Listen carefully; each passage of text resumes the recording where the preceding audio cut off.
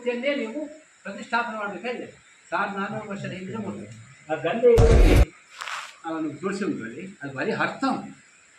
ಅದು ಹೇಗೆ ತೆಗಿಬೇಕು ಅಂದರೆ ಗಂಧ ಒಣಗಿದ ನಂತರ ಎಲ್ಲ ನೀರು ಹಾಕಿ ಈ ತೆಂಗಿನಕಾಯಿ ಜುಟ್ಟು ಉಂಟಲ್ಲ ಅದನ್ನು ನಲ್ಲಿ ತೆಗಿಬೇಕು. ಯಾಕಂದರೆ ಪ್ರತಿ ದಿವಸ ನಾವು ಗಂಧ ಇರಬೇಕು. ಹಾಗೆ ಇದು ನಾವು ಮಹಾವಿಷ್ಣು ಅಂತ ಹೇಳಿ ಬ್ರಿಟಿಷರ ಕಾಲದಿಂದಲೇ ಹೇಳ್ತಾ ಇತ್ತು. ಕೊನೆಗೆ ಮೊನ್ನೆ ಅಷ್ಟಮಂಗಳದಲ್ಲಿ ಹೇಳಿದರು ಇದು ಅನಂತ ಪದ್ಮನಾಭ. ಯಾಕೆಂದರೆ ಎಡಕಾಲನ್ನು ಮೇಲೆ ಹಾಕಿ ಬಲಕಾಲ ಕೆಳಗೆ ಶಂಖ ಚಕ್ರ ಗದಾ ಪದ್ಮಧಾರಿಯಾಗಿದ್ದಾನೆ. ಹಾಗೂ 400 ವರ್ಷದ ಹಿಂದಿನ ಒಂದು ಮೂರ್ತಿ.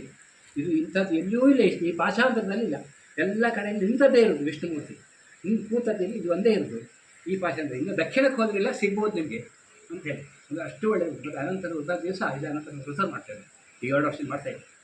ಹಾಗೆ ಈಗ ಜೀವನೋದ್ಧಾರ ಪ್ರಕ್ರಿಯೆ ಎಲ್ಲ ಇನ್ನು ನೆಕ್ಸ್ಟ್ ಜೀವನದಲ್ಲಿ ಇರುವಾಗ ಅದನ್ನು ಕಟ್ಟುಂಟು ಮಾಡ್ತೇವೆ. ಅದು ಹಾಗೆ ಅದಕ್ಕಿಂತ ಹಿಂದೆ ಇರ್ತದೆ ಗೊತ್ತಿಲ್ಲ ನನಗೆ. ಆಮೇಲೆ 1.5 ಫೀಟ್ ಆಳ ಇರಲಿ. ನಡುವು ಬೇಸಿಗೆಯಲ್ಲಿ ನೀರು ಇಷ್ಟೇ ಬರ್ತದೆ.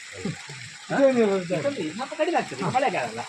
ಆದರೆ ಅಡಿಯಿಂದ ಬರೋದು, ಮೇಲಿಂದ ಎಲ್ಲಿ ಬರೋದು, ಎಷ್ಟೇ ಮಳೆ ಬರಲಿ ಮೇಲಿಂದ ಬರೋದು, ಅಡಿಯಿಂದೇ ಬರೋದು. ಅದು ಎಲ್ಲಿಂದ ಬರ್ತದೆ ಯಾವ ಸಂತೋಷ. ನಾನೀಗ ಬಂದು ದೀಪ ಇರಬೇಕು. ಇಲ್ಲಿ 1 ಕಿಲೋಮೀಟರ್ ದೂರದಲ್ಲಿ ಪ್ರತಿ ದಿವಸ ಕರ್ತವ್ಯ ಬಂದ ರಾತ್ರಿ ಕೂದಲಿಕೆ ಇಡಬೇಕು. ಬಂದ ಕೂಡಲೇ ಅದು ಎಷ್ಟು ಎಣ್ಣೆ ಹಾಕಬೇಕು ಅಂತ ಪ್ರಶ್ನೆ ಇಲ್ಲ ಅಂತ ದೀಪ ಇಡಬೇಕು.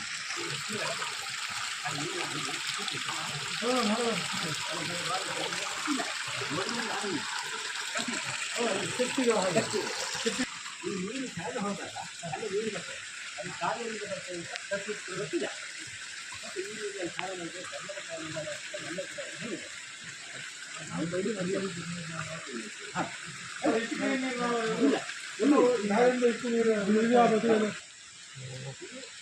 ಎಲ್ಲ ಅಪರಕ್ರಿಯೆ ಮಾಡಲಿಕ್ಕೆ ಒಳ್ಳೆ ಸ್ಥಳ ಇದೆ. ಹಾಗೆ ಬ್ರಹ್ಮ ವಿಷ್ಣು ಮಹೇಶ್ವರ ನೋಡಿ ಬ್ರಹ್ಮ ಇದೆ ಇದೊಂದು ದೊಡ್ಡ ಮರ ಅಂದರೆ ಇದನ್ನು ಚಿತ್ರ ಏನಿದೆ ಇದು ಹೌದಾ ಇದು